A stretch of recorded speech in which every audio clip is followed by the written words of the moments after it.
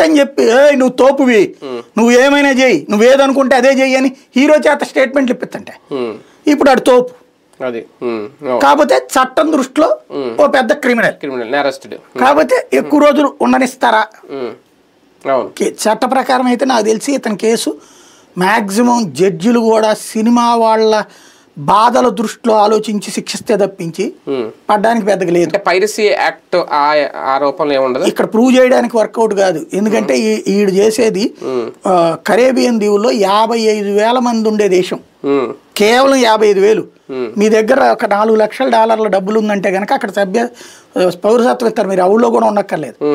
$2.5 లక్షల ఉంటే ఆ దేశ పౌరసత్వం ఇస్తారు. అంటే భారతీయుడు కాదు, అయితే భారతీయుడు కాదు, భారతీయ పౌరసత్వం వదిలేసుకుని కరేబియన్ దీవులు పౌరసత్వం తీసుకున్నాడు. అక్కడ తీసుకుని 4 దేశాల్లో సర్వర్లను పెట్టి నడుపుతున్నాడు. తెరాజు వస్తే నెలకు 15 లక్షలు అతనికి ఆదాయం అంతే. వీళ్ళు చెప్పినట్టు మరి 10 లక్షల కోట్లు నష్టపరిస్తే కనీసం 10,000 కోట్లు నష్టపరిస్తే కనీసం 1,000 కోట్లు సంపాదించాలి కదా. వాడు సంపాదించింది ఇప్పుడు 3.5 కోట్లు. అది కూడా పెళ్ళం మీద కసితో సంపాదించినటువంటి దొరికింది అయితే అదే ఆస్తులు. దాన్ని మళ్ళీ కవర్ చేయడం కోసం దాన్ని ఏంటది అదేదో కరెన్సీ, క్రిప్టో కరెన్సీ, తొక్క కరెన్సీ అన్ని వీళ్ళు మాట్లాడుతూ ఉంటారు, బాగానే ఉంటది.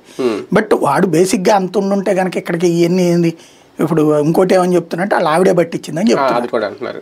సరే ఓకే, ఇదంతా ఒక ఎత్తు అయితే ఇతన్ని పట్టుకునే విషయంలో ఈయన సవాల్ అయితే విసిరాడు ఈ అబ్బాయి. సజ్జనార్ గారు కూడా చాలా సీరియస్ గా తీసుకున్నారు అనేది ఇంకా